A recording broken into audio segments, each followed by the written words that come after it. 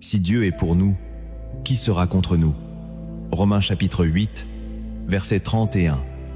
Ce n'est pas une simple question rhétorique, c'est une déclaration céleste, une vérité qui transperce les mensonges du monde, les doutes de ton cœur et les accusations silencieuses qui murmurent que tu n'es pas assez. Aujourd'hui, le ciel te parle, et il te dit ceci: tu n'as rien à prouver, rien aux hommes, rien à ton passé, rien à ce monde qui juge sur les apparences, les performances ou les réussites visibles, car dans les lieux célestes, une voix s'élève plus forte que toutes les autres, celle de Jésus-Christ, ton avocat, ton défenseur, ton intercesseur. Il ne se contente pas de te comprendre, il plaide activement pour toi. Il porte ton nom dans sa bouche devant le Père. Il couvre ta vie de sa justice. Et cela suffit. Oui, cela suffit. Si tu entends ces mots aujourd'hui, ce n'est pas un hasard. C'est une convocation divine. Tu as porté trop de poids. Tu as voulu prouver ta valeur, te défendre contre les accusations, justifier ton appel, convaincre ceux qui t'ont méprisé ou qui t'ont regardé de haut. Mais l'Esprit de Dieu te dit aujourd'hui: arrête, repose-toi, car ton avocat est déjà en action. Ce combat n'est pas le tien. Cette justification n'est pas ton œuvre. La vérité, c'est que ceux qui brillent pour Dieu sont souvent mal compris. Joseph a été trahi par ses frères, David rejeté par sa propre maison, Jésus méprisé par ceux qu'il est venu sauver.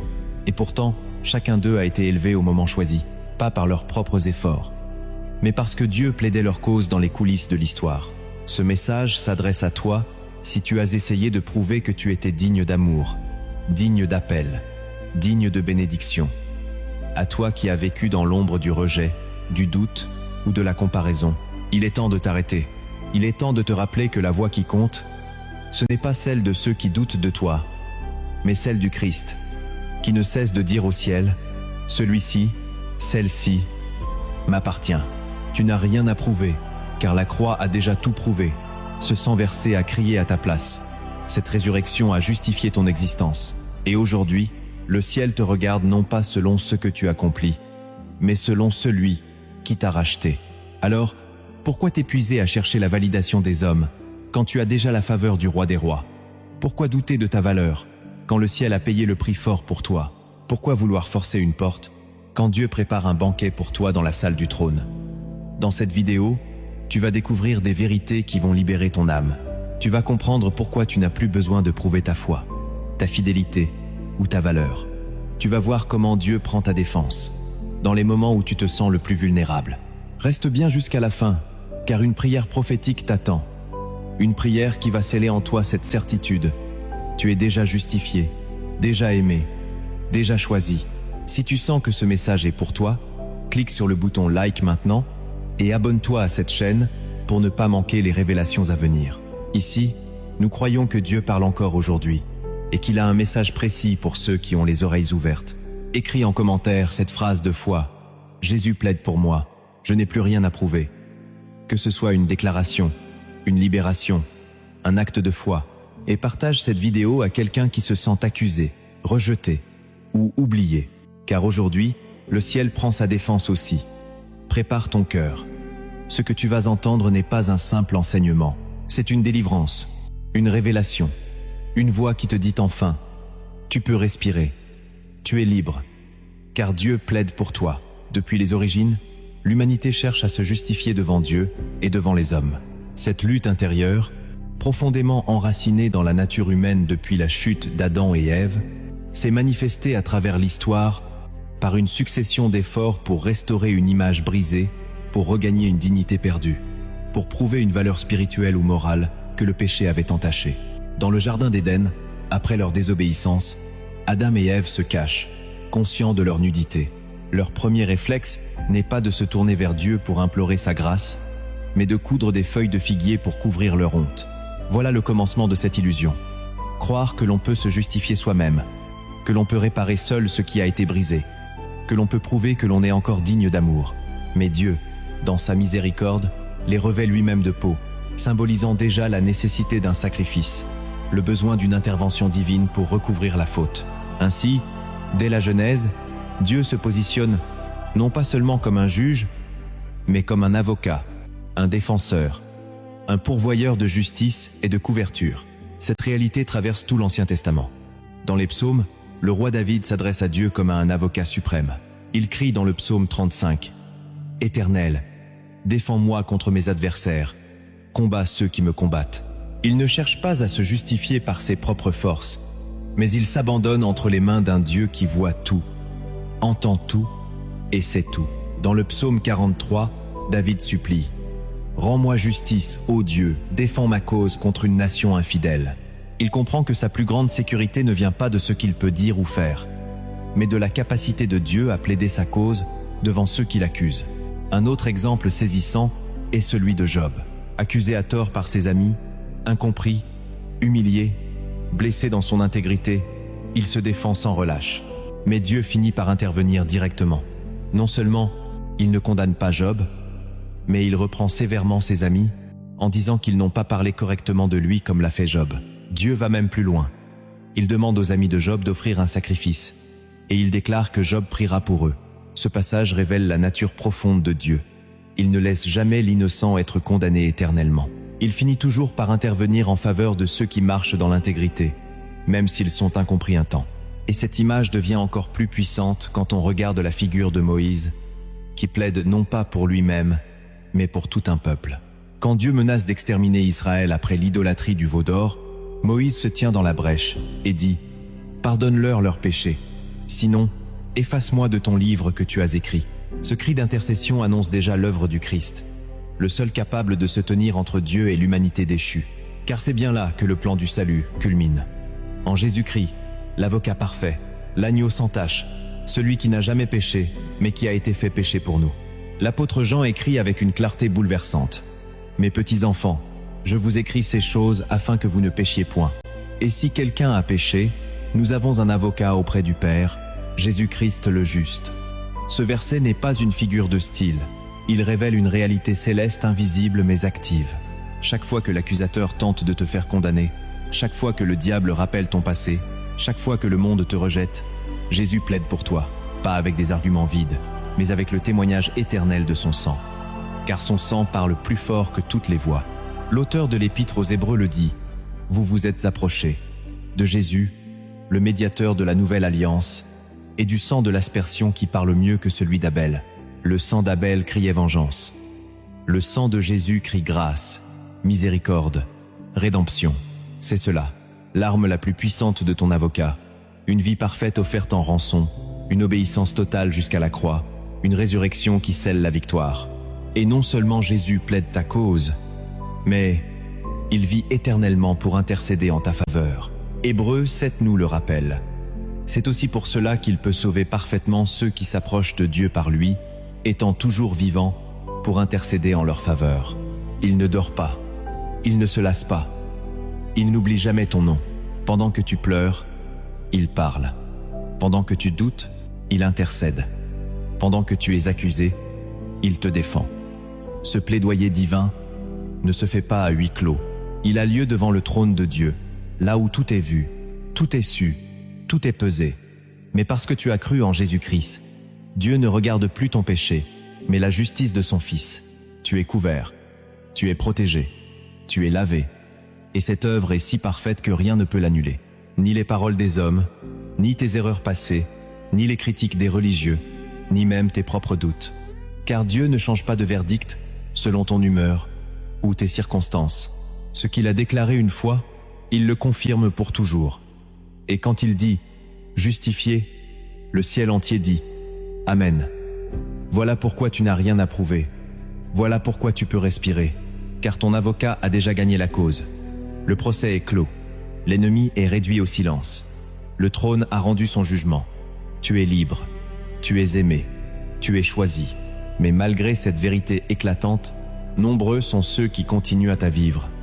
Comme s'ils devaient encore se justifier, comme si la grâce n'était pas suffisante, comme si le regard des hommes avait plus de poids que la voix de Dieu. Ils courent après l'approbation, multiplient les œuvres, collectionnent les sacrifices, dans l'espoir secret d'être enfin vus, reconnus, validés. Ils se battent pour convaincre leur famille qu'ils sont dignes, pour prouver à leur église qu'ils ont changé, pour montrer à leurs ennemis que Dieu est avec eux. Mais ce combat est épuisant, car il n'a pas été conçu pour être porté par des épaules humaines. Il appartient au Christ seul. Et tant que tu t'entêtes à plaider ta propre cause, tu fais taire ton avocat. Tu prends la parole, au lieu de lui laisser la salle d'audience. Tu défends ton honneur au lieu de t'abandonner à celui qui est la vérité même. C'est une lutte invisible, mais destructrice. Beaucoup de croyants vivent dans une tension constante, tiraillés entre la grâce qu'ils proclament et les preuves qu'ils veulent toujours apporter. Ils chantent que Dieu les aime inconditionnellement, mais ils agissent comme si cet amour devait être mérité à chaque instant. Ils prient avec ferveur, mais dans le secret de leur cœur, ils doutent encore qu'ils soient réellement pardonnés. Ils témoignent devant les autres, mais à l'intérieur, ils se battent contre la honte, le rejet, l'insécurité. Et le diable, rusé, alimente ce mensonge. Il dit « Tu dois faire plus, tu n'es pas assez. Tu dois prouver que tu es vraiment sauvé. Tu dois prouver que Dieu t'a vraiment appelé. » Il souffle l'accusation là où Dieu a déjà prononcé l'absolution. Il réactive la culpabilité que le sang a déjà effacée. Il susurre des souvenirs, des regrets, des doutes et transforme les promesses divines en questions oppressantes. Mais il est temps de faire taire cette voix. Il est temps d'écouter la voix du ciel. Il est temps de se rappeler que Dieu n'a jamais demandé à ses enfants de prouver quoi que ce soit à qui que ce soit. Il a simplement demandé d'aimer, de marcher humblement, de lui faire confiance. Quand Jésus a été baptisé dans le Jourdain, avant tout miracle, avant toute prédication, avant tout acte public, le Père a dit « Celui-ci est mon Fils bien-aimé, en qui j'ai mis toute mon affection. » Il n'avait encore rien prouvé. Il n'avait encore rien accompli. Mais il était déjà approuvé. Voilà le cœur du message. Tu n'es pas approuvé à cause de ce que tu fais, mais à cause de ce que tu es en Christ. Tu es fils, tu es fille, et cela suffit. Le monde veut des preuves. Dieu regarde le cœur. Le monde veut des performances. Dieu regarde la foi. Le monde veut des résultats. Dieu regarde l'obéissance. Et parfois, ton obéissance consiste simplement à te taire, à ne pas répondre, à ne pas te justifier, à ne pas rendre coup pour coup, mais à t'abandonner entre les mains du juste juge. Comme Jésus face à Pilate, il n'a pas ouvert la bouche. Il n'a pas cherché à se défendre. Il savait que le Père parlerait. Il savait que la vérité finirait par éclater. Il savait que la résurrection allait tout renverser. Et toi aussi, tu dois marcher dans cette foi.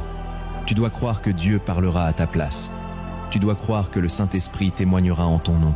Tu dois croire que même si les hommes t'oublient, le ciel se souvient.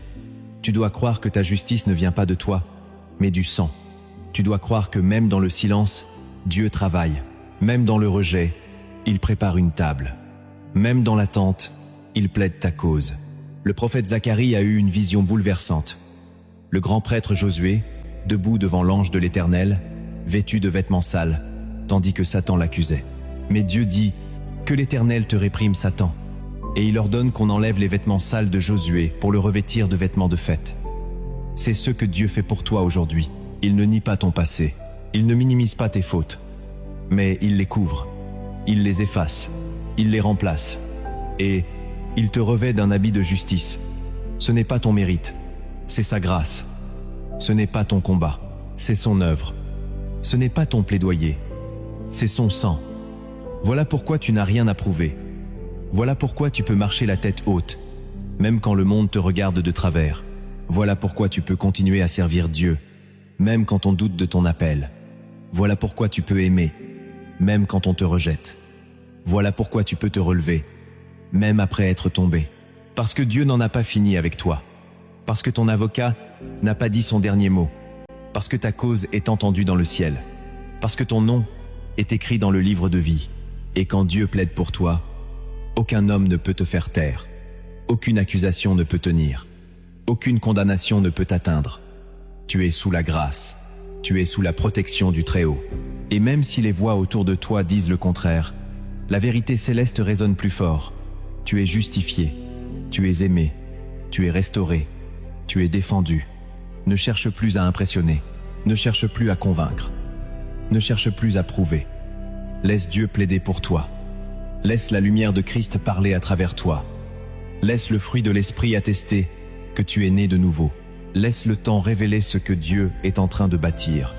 Laisse le silence faire taire les critiques. Laisse l'humilité précéder la gloire.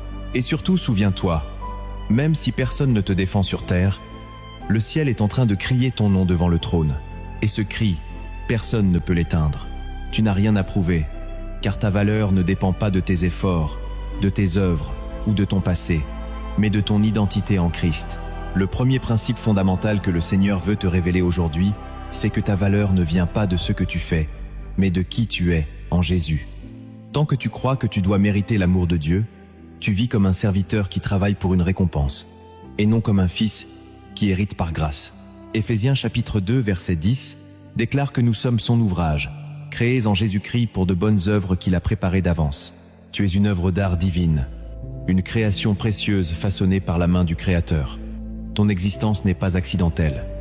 Ta présence sur cette terre n'est pas un hasard. Dieu t'a voulu. Il t'a formé.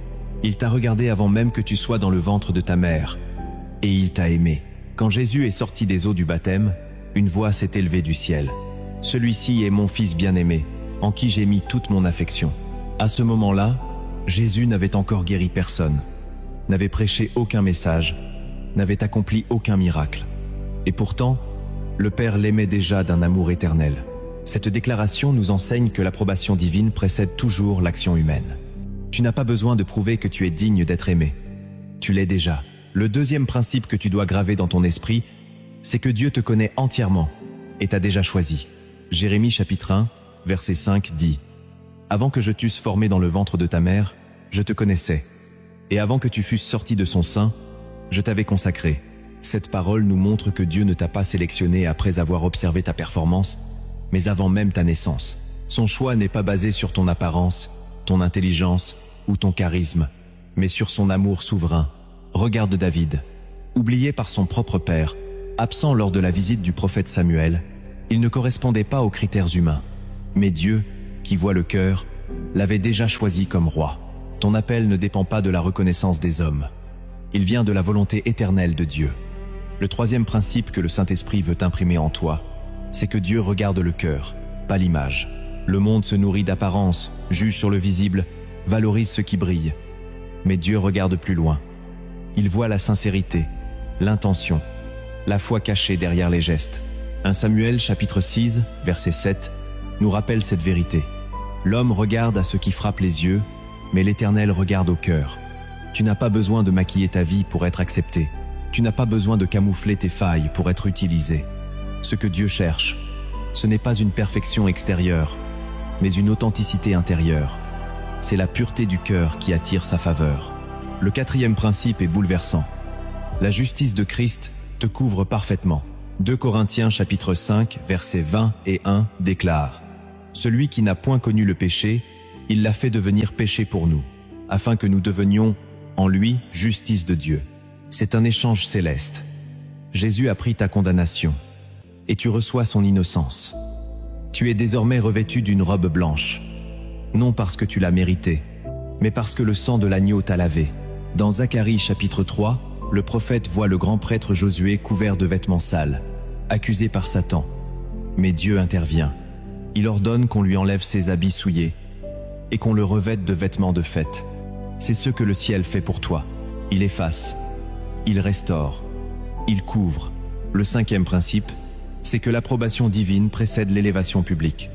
Joseph a été vendu par ses frères, calomnié en Égypte, oublié en prison. Mais Dieu ne l'avait pas oublié. L'approbation du ciel reposait déjà sur lui. Et au moment fixé, Dieu l'a élevé. Moïse, avant de conduire le peuple, a passé 40 années dans l'anonymat. David a reçu l'onction longtemps avant d'occuper le trône. L'onction précède toujours la manifestation. Le ciel t'approuve bien avant que la terre ne te reconnaisse. Ne cherche pas à forcer l'ouverture d'une porte que Dieu n'a pas encore décidée. Attends son moment.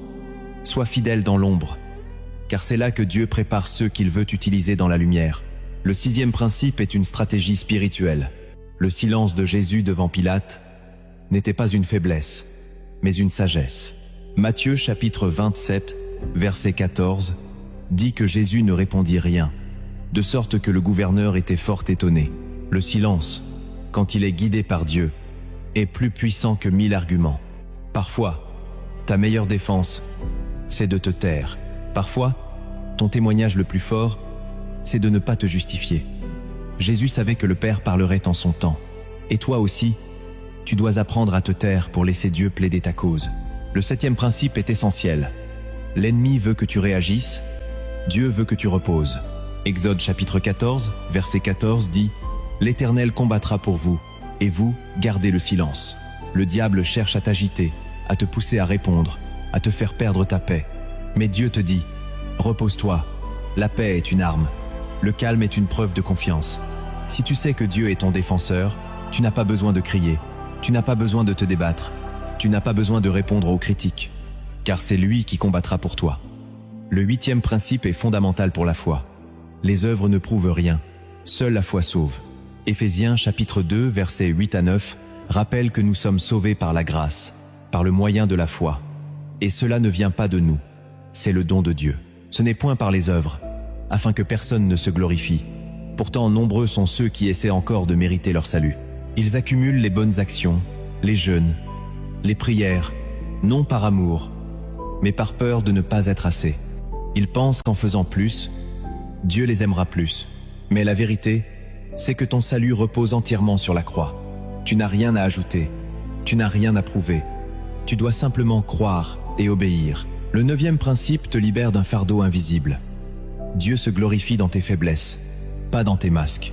2 Corinthiens chapitre 12, verset 9 dit « Ma grâce te suffit, car ma puissance s'accomplit dans la faiblesse. » Tant que tu veux cacher tes failles, Dieu ne peut pas les utiliser.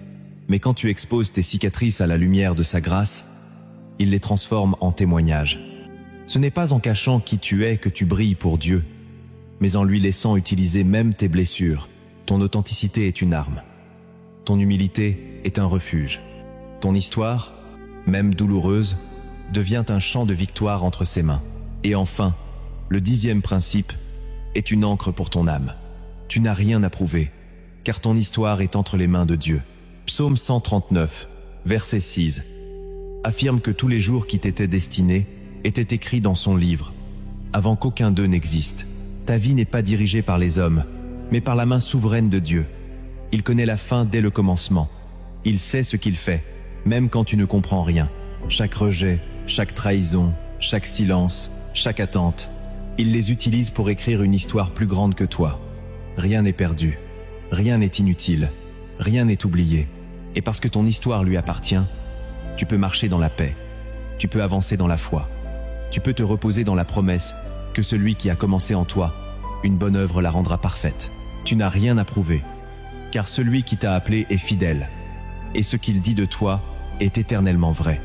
Tu n'as rien à prouver, parce que ton identité est scellée dans le ciel et non pas dans l'opinion des hommes.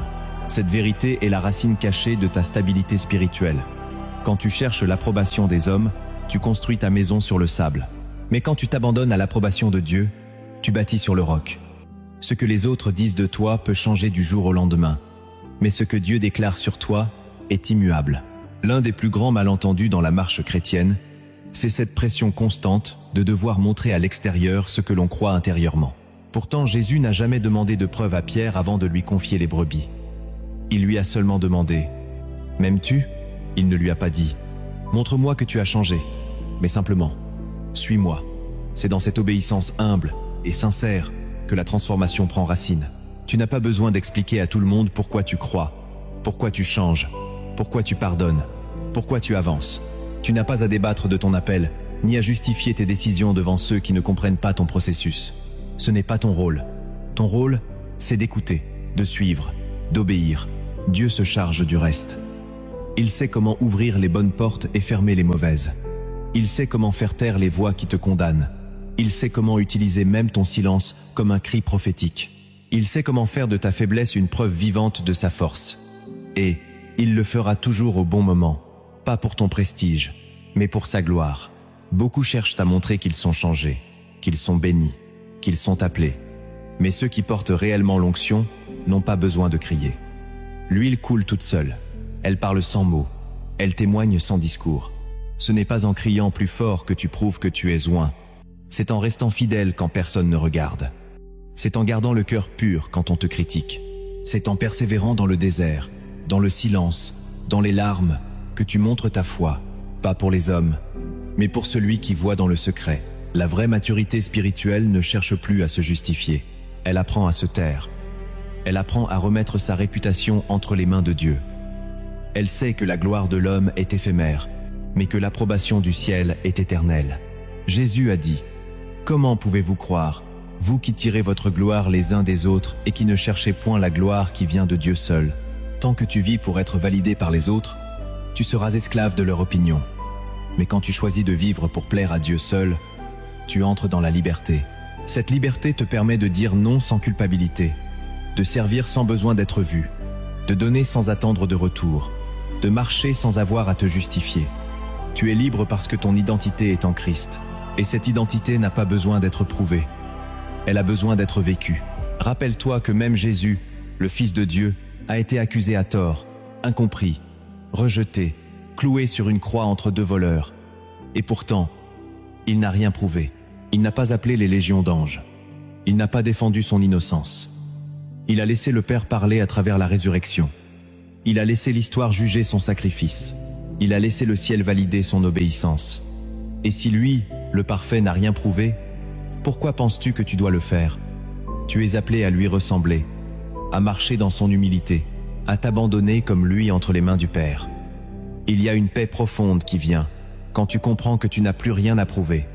Tu dors mieux, tu pries différemment, tu aimes plus librement, tu te libères du regard des autres. Tu sors du piège de la performance. Tu laisses tomber les masques et tu découvres que Dieu ne cherche pas ton excellence, mais ton abandon.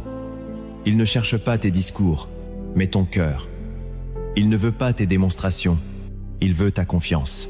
Il veut que tu crois que même si tu es brisé, incompris, faible, son amour pour toi ne change pas. Il veut que tu saches que même si ton entourage doute de toi, lui ne doute jamais de ce qu'il a placé en toi. Il veut que tu comprennes que ce n'est pas ton histoire qui détermine ta valeur. Et sa voix dit, « Tu es mon enfant bien-aimé. Il est temps d'arrêter de courir après des preuves. Il est temps d'arrêter de vouloir convaincre ceux qui n'ont pas été mandatés pour te comprendre. Il est temps de poser tes armes, de déposer ton besoin d'explication, de renoncer à la lutte pour être vu. Tu es déjà vu, par celui qui voit tout. Tu es déjà entendu, par celui qui écoute même les soupirs. Tu es déjà justifié, par celui qui ne se trompe jamais. Alors visse, aime, sers, pardonne, continue de marcher, et laisse Dieu faire le reste. Laisse-le plaider pour toi. Laisse-le parler à ta place. Laisse-le élever ton nom quand le moment sera venu. Et même s'il ne le fait pas devant les hommes, il le fait devant les anges, devant les puissances spirituelles, devant les ténèbres qui tremblent quand tu restes debout. Ce n'est pas un manque de foi que de se taire. C'est un acte de foi plus puissant que bien des paroles. Ce n'est pas de la faiblesse que de ne pas se justifier. C'est une force invisible qui dit « Mon Dieu parlera pour moi ». Et il parlera, pas toujours comme tu l'attends, mais toujours comme il le faut. Alors aujourd'hui, fais le choix de te reposer. Fais le choix de la paix. Fais le choix de l'abandon. Fais le choix de l'humilité. Et souviens-toi, tu n'as rien à prouver, car celui qui t'a appelé, celui qui t'a lavé, celui qui t'a aimé plaide ta cause jour et nuit devant le trône. Et sa voix est la seule qui compte. Il y a des vérités que le ciel a réservées à ceux qui ont appris à se taire quand tout les pousse à parler, à ceux qui choisissent de se cacher en Dieu plutôt que de s'exposer pour convaincre, à ceux qui comprennent que dans le silence, Dieu révèle des secrets que le bruit de la foule ne peut entendre. Et l'une de ces vérités cachées, celle qui libère ton âme de la performance et du perfectionnisme, c'est que ce que tu crois devoir prouver, Dieu l'a déjà couvert. Depuis le jardin d'Éden, l'homme cherche à couvrir sa honte par ses propres moyens. Adam et Ève, après avoir péché, ont voulu se couvrir de feuilles de figuier, mais Dieu leur a confectionné lui-même des vêtements de peau, en sacrifiant une vie pour recouvrir la leur. Ce geste prophétique annonçait déjà le sacrifice ultime, celui de Jésus-Christ, dont le sang couvrirait à jamais la honte de l'humanité. Ce que tu veux prouver pour être accepté, Dieu l'a déjà réglé à la croix. Ce que tu veux réparer pour te sentir digne, Dieu l'a déjà restauré dans le lieu très saint. Ce que tu caches par peur d'être jugé, Dieu l'a déjà lavé par sa grâce. Chaque fois que tu t'agites pour te défendre, tu rejettes la puissance de ce plaidoyer céleste. Chaque fois que tu veux te justifier, tu t'éloignes de l'œuvre achevée. Il faut une foi profonde pour cesser de se battre, pour cesser de s'expliquer, pour cesser de courir après la validation des hommes, et s'asseoir en paix en disant « Dieu a déjà plaidé ma cause ». La deuxième vérité cachée, c'est que la gloire que tu cherches viendra si tu ne la poursuis pas. Le monde enseigne à courir après l'honneur, à construire son image, à défendre son nom. Mais dans le royaume de Dieu, la gloire est donnée à ceux qui fuient les projecteurs. Jésus a dit dans Jean chapitre 5 verset 44, « Comment pouvez-vous croire, vous qui tirez votre gloire les uns des autres et qui ne cherchez pas la gloire qui vient de Dieu seul? Tant que tu veux être applaudi, tu seras dépendant de ceux qui te regardent. Mais quand tu cherches seulement à plaire au cœur de Dieu, c'est lui qui élèvera ton nom en son temps. » Moïse ne savait même pas que son visage rayonnait. Il était resté dans la présence de Dieu sans chercher à rayonner. Il n'a pas cultivé une image, il a cultivé une intimité. Et c'est cette intimité qui a laissé une trace visible. Quand tu poursuis Dieu, c'est sa gloire qui te poursuit. Quand tu cherches son regard, c'est sa faveur qui te couvre. Et quand tu fuis la reconnaissance humaine, c'est le ciel qui te reconnaît. La gloire véritable ne fait pas de bruit. Elle est lourde, stable, constante, discrète. Elle ne te fait pas briller pour toi, elle te fait briller pour lui. La troisième vérité cachée, c'est que quand tu cesses de te défendre, Dieu devient ton bouclier. Le psaume 3 verset 3 dit « Mais toi, Éternel, tu es mon bouclier, ma gloire, et tu relèves ma tête. » David fuyait son fils Absalom, trahi, humilié, destitué. Et pourtant, il ne cherche pas à reprendre le trône de force. Il dit simplement « Si Dieu le veut, il me ramènera. » Il choisit la paix plutôt que la vengeance. Il choisit le silence plutôt que le combat. Et Dieu intervient. Dieu l'exalte. Dieu rétablit sa dignité. Il en sera de même pour toi. Plus tu essaies de convaincre les autres, plus tu perds ton énergie. Mais plus tu choisis de te reposer dans la vérité, plus Dieu se lève en ta faveur. Tu n'as pas été appelé à devenir ton propre avocat. Tu as été appelé à te cacher derrière le bouclier de la foi. Laisse-le parler. Laisse-le prouver ce que toi, tu n'arriveras jamais à démontrer. Sa justice est ton vêtement. Sa parole est ta défense. Son sang est ton acquittement. Et son silence apparent est souvent une stratégie pour écraser l'orgueil de ceux qui t'observent sans comprendre. La quatrième vérité cachée, c'est que l'ennemi veut ton énergie. Mais Dieu cherche ton abandon. Le diable ne peut pas voler ta foi, mais il peut t'épuiser dans des luttes inutiles. Il veut te distraire par des combats émotionnels, des discussions vaines, des justifications incessantes. Il sait que tant que tu cherches à te justifier, tu ne pries pas. Tant que tu réponds à toutes les accusations, tu ne te connectes pas à la source. Tant que tu veux briller aux yeux des hommes, tu t'éloignes de la lumière du trône. Mais Dieu, lui, cherche ton abandon. Il veut que tu déposes les armes, que tu t'allonges dans sa paix, que tu lui remettes ton dossier, que tu lui donnes ton image. Jésus dormait pendant la tempête. Les vagues frappaient la barque, mais lui reposait, parce qu'il savait. Il savait que son Père veillait.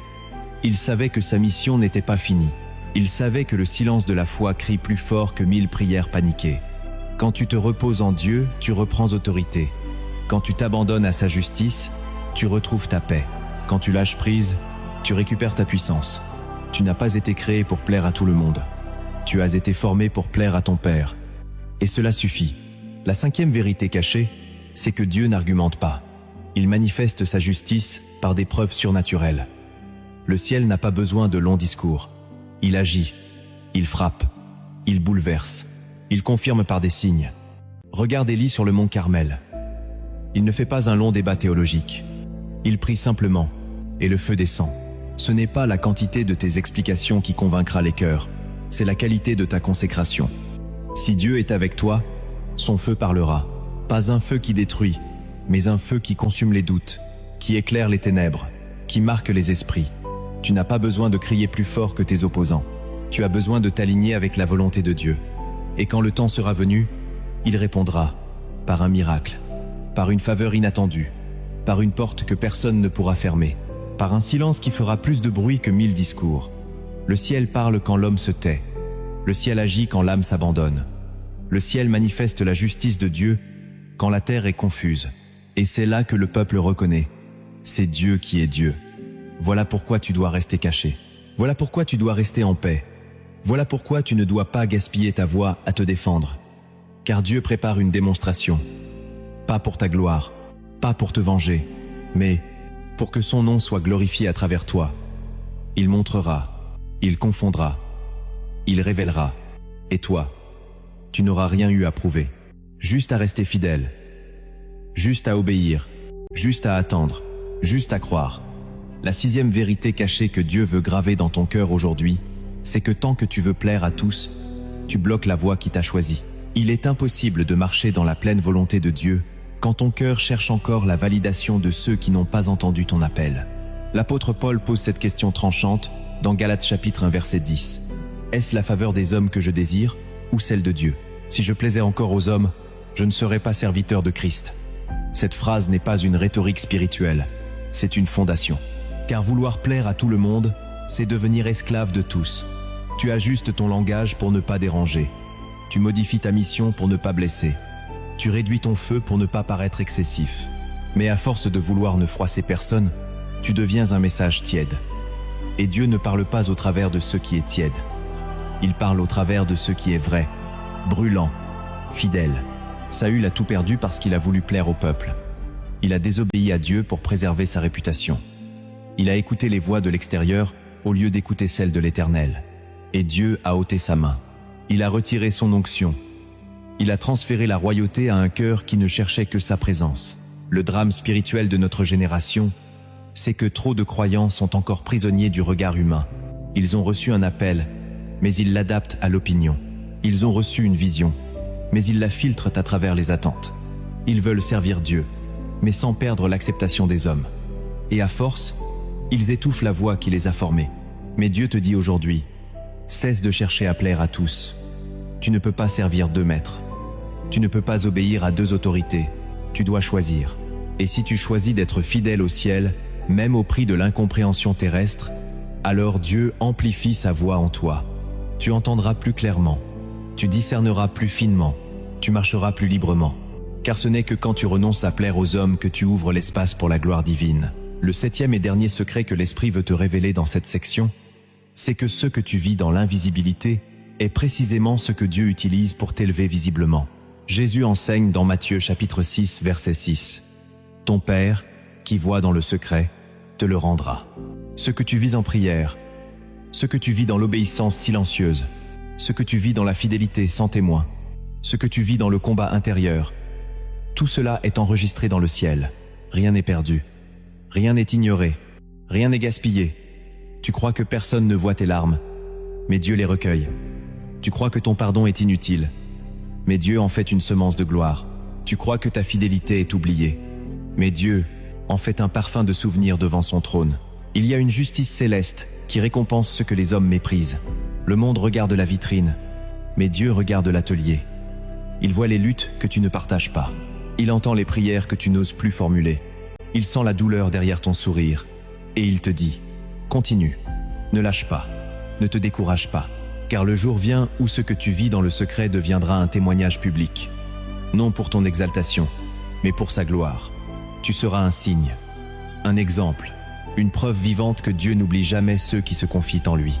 Même quand personne ne les remarque, même quand tout le monde les rejette, même quand tout semble silencieux. Le ciel ne t'oublie pas. Et la récompense vient toujours après la fidélité. Dans cette invisibilité, Dieu te forme. Il affine ton caractère. Il purifie tes intentions. Il creuse en toi un réservoir de feu que tu ne soupçonnes pas. Et quand le jour viendra, tu ne seras pas seulement visible. Tu seras prêt, préparé, solide, éprouvé, authentique. Car tu n'auras pas été formé par les applaudissements, mais par la présence. Tu n'auras pas été élevé par les hommes, mais façonné par le Père. Et tout ce que tu croyais inutile dans ta saison d'ombre deviendra l'huile de ton témoignage. Voilà pourquoi tu n'as rien à prouver, parce que Dieu travaille dans ce que personne ne voit. Parce qu'il est en train d'écrire une histoire invisible qui portera du fruit au grand jour. Parce que tu n'es pas seul, parce que tu es vu, parce que tu es gardé, parce que tu es aimé. Alors respire, laisse tomber la pression, relâche le besoin de reconnaissance et choisis la paix de celui qui sait que Dieu est déjà en train de plaider sa cause. Tu n'as pas besoin de te battre, tu n'as pas besoin de te justifier, tu n'as pas besoin de te comparer. Tu as juste besoin de rester fidèle, de rester caché, de rester en feu. Et le ciel fera le reste. Tu verras les portes s'ouvrir sans bruit. Tu verras les cœurs se tourner sans explication. Tu verras la faveur venir sans effort. Parce que Dieu résiste aux orgueilleux, mais il fait grâce aux humbles. Parce que ce qui est élevé parmi les hommes est souvent abominable devant Dieu. Parce que ceux qui s'humilient seront élevés. Et parce que dans ton silence, Dieu déclare, « Celui-là est mon fils, celle-là est ma fille, et je me plais en lui, en elle, et je me lèverai pour les défendre. Je parlerai à leur place, je glorifierai mon nom à travers leur vie, et personne ne pourra dire le contraire. Pas même leurs ennemis, pas même leurs doutes, pas même leur passé, car j'ai décidé de les approuver, et ma décision est irrévocable. Tu peux entendre la vérité 100 fois sans qu'elle ne change rien à ta vie, mais le jour où tu la visses, elle devient une force. Entendre que tu n'as rien à prouver, que Dieu plaide pour toi, que le ciel parle à ta place, ne suffira jamais tant que tu n'oses pas vivre comme si c'était vrai. La liberté ne commence pas dans la connaissance, mais dans l'obéissance. La paix ne vient pas parce que tu as compris, mais parce que tu as choisi de faire confiance. Ce choix, tu dois le poser chaque jour, dans le concret de ta vie, dans les tensions de ton cœur, dans les épreuves qui t'invisibilisent, dans les saisons où tu es tenté de te justifier, t'expliquer, de convaincre. C'est là que commence la transformation. Quand tu arrêtes de vouloir prouver qui tu es, pour simplement être ce que Dieu a déclaré sur toi. La première application pratique que Dieu veut te révéler, c'est d'apprendre à vivre dans le silence sans te sentir effacé. Le silence est une arme que peu de croyants savent manier. Il est vu comme une faiblesse, un abandon, une preuve d'inaction. Mais dans le royaume de Dieu, le silence est une posture de puissance. Jésus s'est tu devant ses accusateurs, non par résignation, mais par stratégie céleste. Il savait que le ciel parlerait plus fort que ses mots. Il savait que la croix, le tombeau vide, le voile déchiré, serait sa réponse. Si tu veux vivre libre, tu dois apprendre à ne plus tout expliquer, à ne plus répondre à chaque attaque, à ne plus chercher à corriger les malentendus. Le silence ne veut pas dire que tu es d'accord avec le mensonge. Il veut dire que tu fais confiance à la vérité. C'est dans le silence que Dieu forge les cœurs solides. C'est dans le silence que naît la paix. C'est dans le silence que l'orgueil meurt. Et c'est dans le silence que Dieu parle. Alors commence à pratiquer ce silence sacré. Éteins les bruits, éteins les réseaux, éteins la nécessité de dire quelque chose. Entre dans le lieu secret et laisse le silence être ta louange. Le deuxième pilier pratique, c'est de faire confiance au temps de Dieu, pas au rythme des hommes. Le monde avance à un rythme effréné. Il veut des résultats, des réponses, des preuves maintenant. Mais Dieu n'est jamais pressé. Il agit selon son carrosse, son temps parfait, pas selon notre impatience. Joseph a attendu des années dans la prison. Moïse a été formé 40 années dans l'oubli. Jésus lui-même a attendu 30 années avant de commencer son ministère. Et toi, tu veux forcer une saison? Tu veux précipiter un accomplissement? Tu veux prouver que tu es prêt? Si Dieu dit « Attends », ce n'est pas une punition, c'est une préparation. Le temps est une épreuve, mais aussi une protection. Il te cache pour te forger. Il te ralentit pour t'équilibrer. Il te retient pour t'ancrer. Apprends à marcher au rythme du ciel. Arrête de courir pour prouver. Marche pour obéir. Chaque jour, dis à ton âme, je n'ai rien à prouver. Dieu m'amènera au bon endroit, au bon moment, pour la bonne raison. Ce que Dieu prépare en moi est plus important que ce qu'il montre de moi. Et quand ce sera le temps, rien ne pourra empêcher son plan. Le troisième pilier, c'est de redéfinir ta valeur en fonction de l'amour de Dieu, pas des résultats visibles. Le monde te mesure à ce que tu accomplis, à ce que tu possèdes, à l'image que tu renvoies. Mais Dieu te regarde selon ce que tu es en Christ. Tu es aimé avant d'être utile. Tu es adopté avant d'être productif. Tu es choisi avant d'être visible. Rien de ce que tu fais n'ajoute ou ne retranche à la valeur que Dieu t'accorde. Et pourtant, tu vis peu. Être encore comme si tu devais mériter cet amour. Tu pries plus fort pour être accepté. Tu travailles plus dur pour être digne. Tu te compares à ceux qui semblent t'avancer plus vite. Et ton cœur se fatigue, parce que tu t'es éloigné de la source. Reviens à cette vérité. Dieu t'aime. Point. Il t'aime avant que tu réussisses. Il t'aime quand tu échoues. Il t'aime quand tu n'as rien à montrer. Et cet amour est ta fondation. Chaque jour, proclame cette identité. Lis les versets qui parlent de ton adoption. Écris-les sur ton miroir. Médite-les. Remplis ton esprit de ce que Dieu dit de toi. Et chaque fois que tu sens monter le besoin de prouver, arrête-toi, respire et déclare « Je suis aimé, je suis voulu, je suis en sécurité, Le quatrième pilier, c'est de pratiquer la prière d'abandon au lieu de la prière d'explication. Trop souvent, nous prions comme si Dieu ne savait pas. Nous expliquons, nous justifions, nous analysons. Mais Dieu voit plus loin que tes mots. Il cherche un cœur abandonné, pas une liste de raisons. Jésus à Gethsémanée n'a pas plaidé sa cause. Il a simplement dit « Non pas ma volonté, mais la tienne ». Voilà la prière qui fait trembler le ciel. Celle qui dit « Même si je ne comprends pas, je te fais confiance. Même si je ne vois rien, je m'abandonne. Même si ça me coûte, je te laisse conduire. Tu veux que Dieu plaide pour toi? Alors commence par lui remettre ton dossier, ta cause, ton image, ton avenir. Apprends à prier sans vouloir contrôler. Apprends à déposer, à lâcher, à dire Amen, avant même de voir le comment. Et tu verras, c'est dans cette posture que Dieu agit le plus puissamment, car l'abandon est le langage du ciel. Le cinquième pilier, c'est de transformer les accusations invisibles en autel de louange. Chaque fois que tu es attaqué, critiqué, mal compris, tu as deux choix, répondre ou adorer. Et celui qui choisit d'adorer libère le feu de Dieu sur sa situation. Paul et Silas, en prison, enchaînés, battus, n'ont pas plaidé leur innocence. Ils ont chanté. Et les chaînes sont tombées. Le ciel est entré dans la cellule. Et toute la prison a entendu.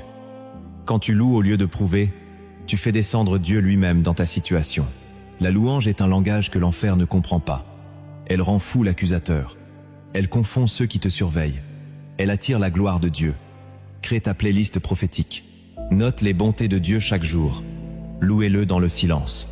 Et tu verras. Plus tu loues, plus le ciel parle à ta place. Voilà comment commence la transformation. Pas dans les grands gestes, mais dans les choix cachés. Dans ton salon, dans ta voiture, dans ta douleur. Loue et regarde Dieu agir. Le sixième pilier pour vivre cette vérité est de cesser de chercher à comprendre chaque injustice et d'apprendre à glorifier Dieu au milieu d'elle. Ton besoin de tout expliquer te vole la paix. Tu veux comprendre pourquoi on t'a rejeté, pourquoi on t'a accusé, pourquoi la promesse tarde, pourquoi la porte s'est fermée. Mais il y a des choses que Dieu ne t'expliquera pas maintenant, parce que la réponse te ferait plus de mal que le silence. Job a posé des questions à Dieu, mais Dieu ne lui a pas répondu par des explications, il lui a répondu par une révélation de sa grandeur. Ce n'est pas d'une logique qui apaise ton intellect, mais d'une gloire qui calme ton âme. Et cette gloire vient quand tu cesses de lutter contre l'incompréhensible pour t'incliner devant l'invisible. Étienne, rempli de l'esprit, est lapidé. Mais au lieu de demander pourquoi, il voit le ciel ouvert. Il voit Jésus debout, pas assis. Il voit que Dieu n'est pas resté indifférent. Il n'a pas compris l'injustice, mais il a glorifié Dieu en elle. Et c'est cela que tu es appelé à vivre. Une foi qui brille dans l'absurde, une louange qui résonne dans le chaos, une fidélité qui demeure dans l'inexplicable. Laisse tomber le pourquoi, prends le comment. Comment puis-je le glorifier maintenant? Comment puis-je réagir comme Jésus aurait réagi? Comment puis-je marcher avec la paix du ciel au milieu des vents contraires? Et tu découvriras que la gloire de Dieu n'est pas toujours dans la réponse, mais dans la présence. Le septième pilier est fondamental. Crée un espace sacré pour que Dieu parle à ta place. Le monde est saturé de bruit, des opinions, des jugements, des notifications, des attentes. Mais Dieu ne parle pas dans le tumulte. Il parle dans l'intimité. Il parle dans le lieu secret. Il parle dans les silences que tu sanctifies. Quand tu choisis de lui réserver un espace, un temps, une priorité, tu fais place à la défense céleste. Tu n'as pas besoin d'un avocat terrestre quand tu as le juge suprême dans ton oreille chaque matin. Le lieu secret est ton tribunal spirituel. C'est là que Dieu écrit les décrets de ta vie. C'est là que les accusations tombent. C'est là que les réponses naissent. C'est là que les cieux s'ouvrent. Crée cet espace. Protège-le. Éteins ton téléphone. Ferme la porte. Parle peu. Écoute beaucoup. Apporte ton cœur, pas ton agenda. Et regarde. Dieu parlera. Il t'enseignera. Il te défendra. Il changera ce que tu n'as pas réussi à changer en 1000 prières publiques. Dans cet espace, il façonne ta paix. Il répare ton image. Il restaure ta force. Et il te rappellera chaque jour. Tu n'as rien à prouver. Tu as juste à me laisser faire. Et pour ancrer cette vérité, laisse-moi te raconter une histoire. Il y avait une femme, invisible aux yeux du monde, rejetée par sa famille, méprisée par l'Église, oubliée par les hommes. Elle priait chaque nuit. Elle semait dans les larmes. Elle servait en silence. Elle donnait sans être remerciée. On la trouvait étrange, trop zélée, trop douce, trop effacée. Elle n'avait pas les mots pour se défendre, pas la force pour se battre. Mais elle avait un secret. Elle parlait à Dieu. Chaque jour, chaque nuit. Elle lui confiait sa douleur. Elle lui confiait ses accusations. Elle lui donnait sa réputation. Elle priait, rien ne semblait changer. Puis un jour, un miracle s'est produit. Une délivrance puissante, un fruit évident, une faveur surnaturelle. Ils ont reconnu la main de Dieu, non parce qu'elle s'était battue, mais parce qu'elle s'était tue, parce qu'elle avait choisi le chemin caché. Cette femme, c'est peu. Être toi, ou ce sera bientôt ton témoignage. Car Dieu ne laisse jamais dans l'ombre ceux qui se confient en lui. Il les forme, il les affine, et quand le moment est venu, il les révèle. Pas pour leur gloire, mais pour la sienne. Et maintenant, alors que cette section touche à sa fin, tu dois faire un choix. Un vrai. Pas émotionnel, mais spirituel. Tu dois décider que cette vérité ne sera pas juste entendue, mais vécue. Tu dois décider de changer ton langage, de changer tes réactions, de changer ta posture. Tu dois décider que tu ne vivras plus pour prouver quoi que ce soit à qui que ce soit. Tu dois choisir de marcher libre, léger, silencieux, abandonné, confiant. Et chaque matin, chaque nuit, chaque épreuve, chaque accusation, tu devras te souvenir. Je n'ai rien à prouver. Mon Dieu plaide pour moi. Il connaît mon cœur. Il connaît ma saison. Il connaît mon appel. Et il parlera, il défendra, il justifiera. Et moi, je resterai en paix. Je continuerai d'aimer, de servir, de marcher, de louer, car je sais en qui j'ai cru. Et sa voix est la seule qui m'importe. Tout ce que tu viens d'entendre, tout ce que le Saint-Esprit a révélé à ton cœur, au fil de cette méditation, ne doit pas rester au stade de l'information ou même de l'émotion, car une vérité entendue mais non vécue devient un poids de plus, une connaissance qui juge mais ne libère pas. Le but de cette parole n'est pas que tu sois ému, c'est que tu sois libre, libre de marcher, sans ce fardeau invisible que tu portes peu, être depuis des années, ce besoin de prouver que tu mérites l'appel, l'amour, la confiance, la faveur, la bénédiction, mais aujourd'hui, tu sais que tu n'as rien à prouver, tu sais que Dieu voit, tu sais que Dieu défend, tu sais que Dieu justifie, et tu sais surtout que ce Dieu, ton Père céleste, ton avocat éternel, ton défenseur silencieux, parle encore pour toi dans le ciel, là où personne ne peut interférer. Alors aujourd'hui, laisse cette vérité s'installer en toi, comme une fondation nouvelle. Rappelle-toi tout ce qui a été dit. Tu as appris que ta valeur ne dépend pas de tes œuvres, mais de ton identité en Christ, que tu as été choisi avant même ta naissance, que Dieu regarde ton cœur, pas ton image, que tu es revêtu de la justice de Jésus, que l'approbation divine précède l'élévation publique, que le silence est une force, que la foi véritable ne cherche pas à briller, mais à obéir, que l'onction ne se prouve pas, elle se porte, que les accusations de l'ennemi n'ont aucun pouvoir contre celui qui est couvert du sang, que la prison secrète peut être le lieu de la plus grande gloire, que Dieu n'utilise pas les évidences humaines, mais les silences habités. Et aujourd'hui, tu es invité à te placer devant Dieu, non comme un accusé, non comme un guerrier fatigué, non comme un croyant inquiet, mais comme un fils, comme une fille, comme un héritier. Tu es invité à respirer à nouveau, à relâcher la tension, à déposer les armes et à laisser Dieu plaider à ta place. Pour que ce message ne reste pas seulement un enseignement, mais qu'il devienne un style de vie, il faut que tu acceptes de faire un choix, un vrai choix, le choix de l'abandon, le choix de l'humilité, le choix de la paix, le choix du silence habité, le choix de ne plus répondre à ce que Dieu a déjà couvert, le choix de ne plus te débattre dans des combats qui ne t'appartiennent pas, le choix de ne plus chercher l'approbation de ceux qui n'ont jamais entendu ton appel, le choix de ne plus gaspiller ton énergie à corriger ce que Dieu a déjà sanctifié, le choix de ne plus donner ta voix à des discours défensifs, mais à des déclarations prophétiques. Et c'est pour cela que je vais te proposer maintenant une série de paroles puissantes que tu peux murmurer en toi-même ou répéter doucement, pour sceller cette vérité dans ton âme, pour que ton esprit et ton cœur marchent désormais dans cette conviction irrévocable que le ciel te défend. Je n'ai rien à prouver. Je suis connu du ciel. Je suis justifié par le sang. Je suis aimé sans condition. Je suis choisi avant d'être utile. Je suis couvert par la justice de Christ. Je suis élevé dans l'ombre. Je suis défendu dans le silence. Je suis conduit par l'Esprit. Je suis revêtu d'autorité, même sans reconnaissance humaine. Je suis stable parce que Dieu est fidèle. Je suis en paix parce que je fais confiance. Répète-les, dis-les jusqu'à ce qu'elles soient plus vraies que tes peurs, plus fortes que tes blessures, plus enracinées que tes traumatismes. Ce sont ces paroles qui deviendront ta fondation. Ce sont ces vérités qui deviendront ton rempart. Ce sont ces proclamations qui remplaceront les pensées de doute et les murmures de l'accusateur. Et maintenant, laisse-moi te poser une question. Une seule. As-tu passé ta vie à essayer de te faire aimer? As-tu gaspillé ton énergie à vouloir prouver que tu étais digne? As-tu pleuré des nuits entières à essayer de comprendre pourquoi les autres ne voyaient pas ce que Dieu a placé en toi? As-tu vécu avec ce besoin constant d'être reconnu, validé, accepté? Si oui, aujourd'hui est le jour de ton relâchement. Le jour de ta libération. Le jour où tu peux, enfin, laisser tomber le masque, la pression, la posture, la stratégie. Tu peux redevenir simplement un enfant, car l'enfant ne prouve pas. Il reçoit, il croit, il se repose. Il rit même quand il ne comprend pas. Il fait confiance même quand il ne sait pas.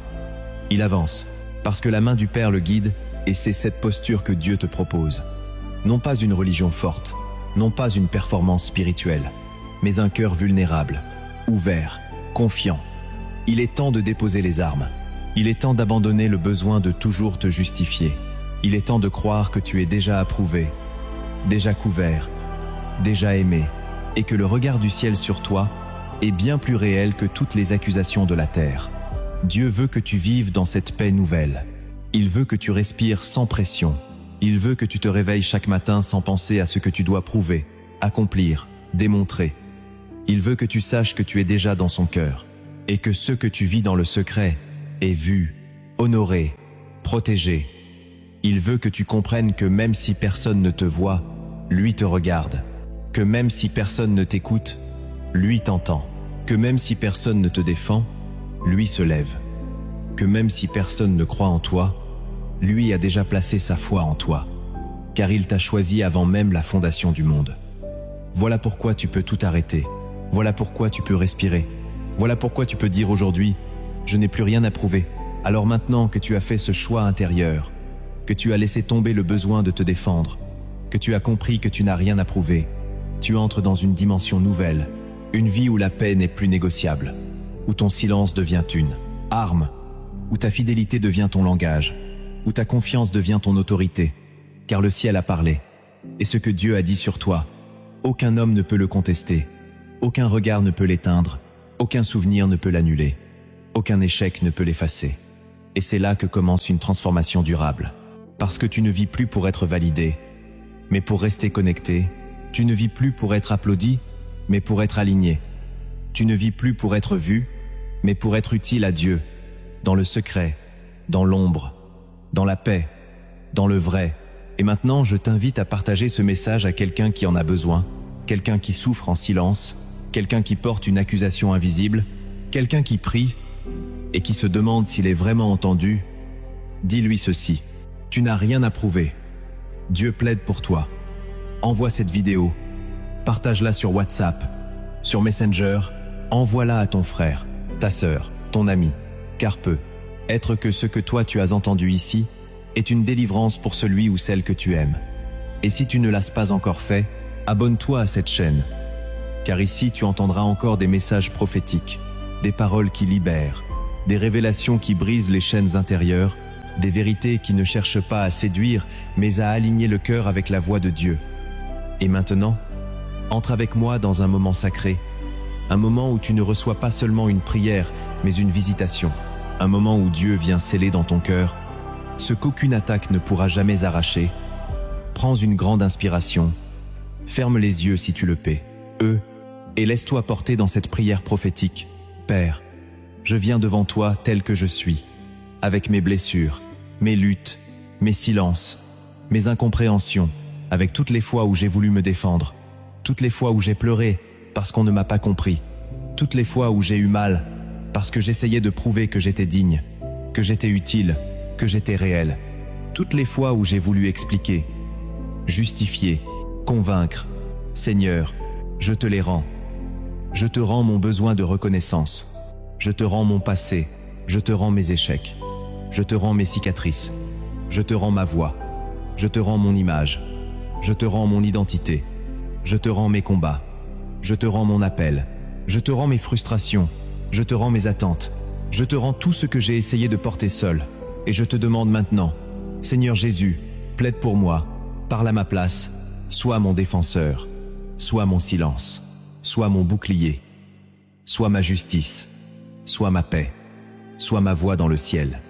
Et pendant que le monde parle, pendant que l'ennemi accuse, pendant que l'on me juge ou que l'on me mal comprend, toi, tu dis, cet enfant m'appartient, cet enfant est justifié, cet enfant est couvert, cet enfant est aimé, cet enfant est libre. Alors Père, fais taire les accusations dans mon cœur. Fais taire les voix intérieures qui me disent que je dois encore prouver quelque chose. Fais taire les souvenirs qui me rappellent mes échecs. Fais taire les visages de ceux qui m'ont blessé. Et fais résonner ta voix comme un tonnerre dans mon âme. Celle qui dit « Je suis Ave, et que toi, je suis ton avocat, je suis ton Père, je suis ton refuge, je suis ton espérance. Et je suis le Dieu qui parle encore pour toi. Saint-Esprit, remplis-moi de cette paix qui surpasse toute intelligence. Remplis-moi de cette liberté profonde qui ne dépend plus de rien ni de personne. Remplis-moi de cette joie stable, de ce feu discret mais puissant. Remplis-moi de cette sagesse silencieuse, de cette humilité qui glorifie Dieu. Fais de moi une femme ou un homme qui n'a plus besoin de se battre pour être reconnu, mais qui vit pour honorer le ciel, pour servir en paix, pour briller en secret, pour aimer sans condition, pour avancer sans crainte, pour semer dans la foi, même quand personne ne regarde, car je sais que le ciel voit, je sais que le ciel parle, je sais que le ciel défend. Et aujourd'hui, par cette prière, je déclare que je suis libre, je déclare que je suis guéri, je déclare que je suis relevé, je déclare que je suis en paix, je déclare que je suis entièrement sous la grâce, entièrement sous la faveur, entièrement sous la justice de Christ. Plus rien ne me séparera de son amour. Plus rien ne me fera douter de ma valeur. Plus rien ne me fera courir après l'approbation des hommes. Je suis enraciné en Dieu. Je suis revêtu de Christ. Je suis assis dans les lieux célestes. Et je marche désormais dans une autorité invisible. Une autorité qui ne crie pas, mais qui transforme. Une autorité qui ne s'impose pas, mais qui témoigne. Une autorité qui ne cherche pas à dominer, mais à aimer. Car celui que Dieu justifie n'a plus rien à prouver. Et moi, je suis justifié. Que ce soit clair dans les cieux, clair dans ma maison, clair dans mon esprit, clair dans mes émotions, clair dans mes décisions. Je suis justifié, je suis en paix, je suis libre, et je choisis de vivre selon cette vérité, aujourd'hui, demain et jusqu'à mon dernier souffle. Dans le nom puissant, parfait, glorieux, du seul avocat éternel, Jésus-Christ. Amen. Que Dieu vous bénisse.